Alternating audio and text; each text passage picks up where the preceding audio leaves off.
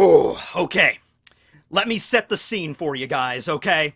The fight at Onigashima kicks off. All right, you got a literal army of beast pirates and the Big Mom crew all standing guard, ready to take on the fight because they pretty much know that the rebellion is coming. Okay, that's gonna happen. Okay, so you got Luffy, you got the Straw Hats just charging toward Onigashima. Okay, and Luffy is a man that has his sights set on Kaido. He's just gonna be making a beeline for that dude. He's like, Zoro, take care of the giant, pterodon flying dinosaur thing. I don't think Luffy would know what a pteranodon is. So he's like, take care of the giant flying bat, Zoro. And then he sees Queen. I'm like, Sanji, take care of that dude. And then meanwhile, Luffy's just charging right toward Onigashima. He just jumps into the palace or the compound, wherever Kaido's living, whatever you want to call it. I actually don't know, because whenever we see Onigashima, we just see the giant skull. Like, the giant skull is like the size of a mountain. So I imagine Kaido's mansion is like inside of the skull. I'm picturing that.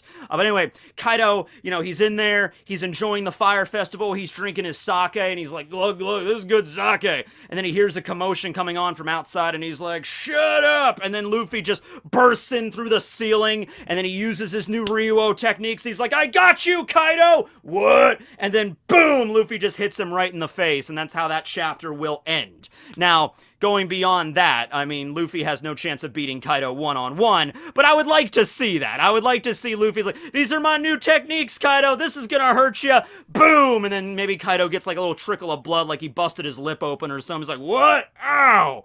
And then, the fight can get started in earnest and stuff. But you could see Luffy doing that. Luffy, this entire time he's been training, it's all to take on Kaido, because he got one-shotted by Kaido's mace, and, that's just how Luffy's personality is. He's like, I can't wait until I can punch him again. I've been training for weeks with this new technique. This is gonna do it. This is gonna break his jaw. I can't wait to do it, right? And that's one-track mind Luffy. That's what he's going to do. All right, so today we're going to go over some new techniques Luffy can use, or what he would name the techniques, maybe some possible new forms to Gear 4th. I don't think we're quite ready to get to, like, Gear 5th territory yet, considering what Oda introduced with, like, the different forms of Gear 4th, so we might get a new one of those. Like, it's entirely possible that while Luffy was training in the prison, and outside the prison as well, even after he got freed from the prison, he was kind of training around Amagasa Village a little bit.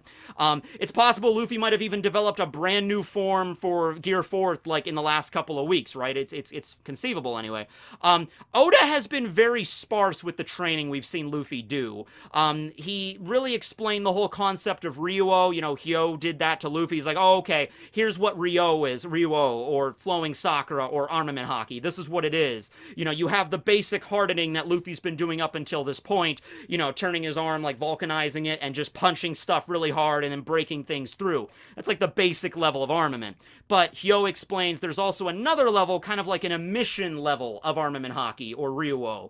Kind of talking like Hunter x Hunter logic here, but kind of a little bit. Yeah, it's kind of like an emission thing, where you can send your hockey out, or you can flow it out of your body, so flowing Sakura makes sense. We saw Sentomaru do this against Luffy at Sabaody when they first encountered each other. Sentomaru was doing those sumo presses and knocking Luffy away without even touching him. Later on at Marineford, all the admirals, like, they raised up their hands to block that big attack, okay, so it's like sending the armament out of their body is sort of like a force field, I guess is one way to explain that. They can also knock people back. But Hyo also explains, like, even the higher level of that technique is not just sending your hockey out and, like, blocking attacks, but actually sending your hockey into another object or even another living thing and then causing its destruction from the inside out. Now, that was what Rayleigh did at the auction house, sending his hockey into Kami's collar and then ripping it off and destroying the mechanism. Luffy was able to do this kind of on and off during training in the prison. The last time we saw Luffy really training with this technique, remember when it was at Amagasa Village, we got that very brief scene where Luffy was going to hit that tree, and he didn't even punch the tree. He stopped short of hitting the tree, and his hockey went into the tree, and it blew out the back. The part like that, like the front of the tree where Luffy went to go stop, that didn't get destroyed. His hockey channeled into the tree and then blew out the back end. Alright, and Luffy's sitting there like, Just you wait, Kaido. Is like, now, that does not mean Luffy has mastered this. Keep that in mind. Also, something that we found out involving armament hockey in the last few arcs, especially the Dressrosa arc, is that armament hockey is definitely something that has like a limited capacity. You can't stay all armamented, gear fourth up for very long. Eventually, it's going to wear out, and it takes a little while to charge back up again, okay? So, this is what I'm thinking. Luffy, when he's in perfect fighting condition and he's at 100% healthy shape, all right, so he will be that when the fight begins, he could pull off that emission, internal destruction Ryou, fairly well. Maybe the chances, maybe it's still like an 80-20% fail rate, but from what we've seen in all the training, and Luffy's always been really good at picking up techniques like that really quick. I mean, look how, like, Luffy saw the CP9 during the Soryu technique, and, like, a couple of days later, he's using gear second. not quite yet to gear fourth, but he saw the Soryu, and he's like, all right, I'm gonna, use that when I use my gear second technique. He can master techniques really good, in a short amount of time just by seeing them, okay? So, yeah, at 100%, Luffy could probably pull that off with a pretty decent success rate. But when the fight wears on and Luffy starts to get a little worn down, a little short of breath, and he used up a lot of his armament hockey, that success and failure rate is going to shift wildly. It's going to get to the point, in fact, I can even see that happening where Luffy jumps in, starts beating the crap out of Kaido, and, like, the first two attacks are, like, doing decent damage, or as much damage as you can do to Kaido. I'm not talking a lot of damage, but I'm talking, like, Luffy's at least managing to draw a little bit of blood out of Kaido. Like, he's like, oh, you busted my lip, oh, you caused me a bloody nose. Nothing that'll take him down, but definitely more damage than he was doing earlier in their first fight, okay?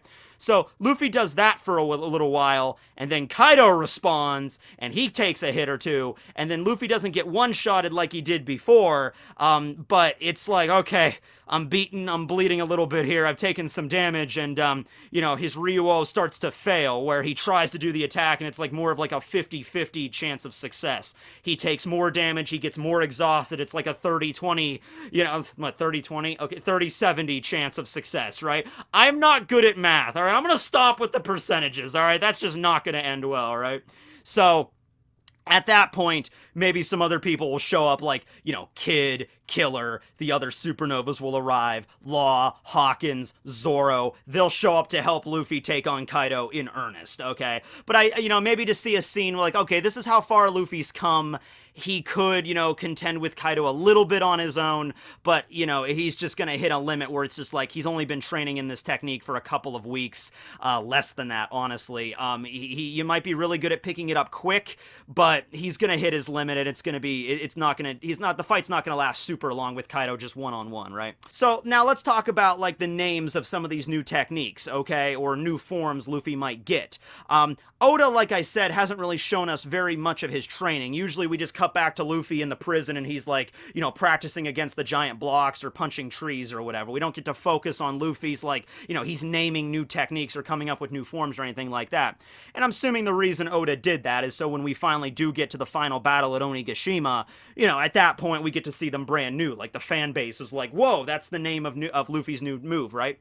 Now, Luffy, as we of course know, he does come up with brand new techniques like Red Hawk, adding like fire to his repertoire. He comes up with new stuff like that every now and then, but most of the time it's just his basic techniques that he just adds new names to with like a new spin on it. So, he's got Gumu Gumu no Pistol, his basic straight punch. When he goes into gear second, it's Jet Pistol, because it moves really fast. When he goes into gear third, it's Higanta Pistol, because it's really big. When he uses Haki with a gear second technique, it's like Hawk Pistol, or Hawk Rifle, or Red Hawk.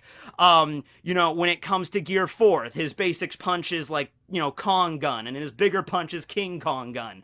Alright, fair enough. And then when he goes into Snake Man, it's like Jet Colverian, or stuff like that, alright? So that's how Luffy usually names his attacks. He usually adds, some kind of, like, distinguishing trait, like if it's really fast, it's Jet, and then he, like, a name for some kind of, artillery, or a gun, or a rifle, or something like that. Considering we're learning a technique here, Ryou, that allows him to send his Haki into other objects or living things and crush it from the inside, I was thinking about naming them, like, after certain types of bullets. Like,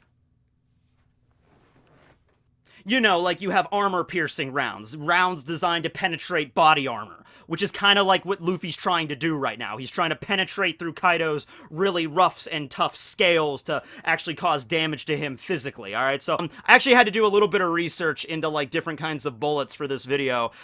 It's funny, you know, growing up as an American in rural Pennsylvania, where there's a lot of hunters, and my dad's side of the family, my dad and his brothers and my grandfather, all really big into hunting, kind of skipped me. I was never really interested in that. You know, I'm interested in anime. You know, just like, yeah, the Crawfords have been hunters for 8 generations now, and then I'm a thing. You know, so, yeah. But anyway, I've never been that into it. I probably should have asked my dad or somebody more information on this, but I did some quick research on this. So, armor-piercing rounds, I was aware that those existed. Hollow points, I've also heard of those before. You know, hollow points, when they hit something, they, like, fragment upon impact, and I only know that from watching an action movie, so if I'm way off on the mark on there, blame the action movie. I think it was actually, the phone booth. It was the phone booths, with Kiefer Sutherland, and I think Forrest Whitaker was in it. Yeah, they explain hollow points in that movie. So I'm just going along with that logic, okay? That's actually a good movie. They say the F word in it like every 5 seconds, but it's a good movie. That's how you know it's a good movie, right? Okay, so anyway, yeah, I'm like, okay, Luffy punching something and like fragmenting the inside of Kaido's body, that's something there. There's a thing called exploding rounds, which I for some reason didn't think those actually existed. I thought those were something that just existed in action movies. But no, exploding rounds are a thing. And when you look at what Luffy did to this tree, that actually makes sense. There are rounds that are designed when they hit something and they penetrate and they hit bone, they boom. So, okay, we could actually see that going down. Luffy's just like, you know, Gamu Gamu no Higanta exploding rifle, boom! And then, like, the back half of Kaido just gets boom, and, like, his scales just fly off or something, right? So that would be pretty cool. You know, the new names for Luffy's moves, like, they're probably not going to change in terms of, like, the name of the weapon that they're named after, but because we're talking about, you know, penetrating armor, I figure that that's what Oda's going to go to next. You know, naming them after different types of bullets that go into the weapons that Luffy actually names his techniques after, okay? That's what I'm going to go with here. Now, here's something else, and I thought about this. I thought we were maybe just going to see more of, like, Tank Man, because we saw Tank Man during his fight with Cracker, or at least the full version of Tank Man. I would love to see Luffy use that technique again, and Snake Man as well. But, what about a new Gear 4th form? Like, up until this point, with his training on Ruskaina, Luffy just had, you know, Bound Man, Tank Man, Snake Man. That's all he developed during his time on Ruskaina. But, because he's learning this new technique, and because he met Kaido, he decided, hey, I have an idea here. What if I go into Gear 4th, and I clad my body with that special type of Ryou? In the most recent opening of One Piece, Over the Top, you know, when we first saw that to kick off the Wano arc, we see Luffy, you know, shrouded in, like, that red aura as he's going to fight Kaido, and we all assumed that that was going to be his new haki that he develops in the prison. That's his Ryou, and they're just showcasing that in the opening.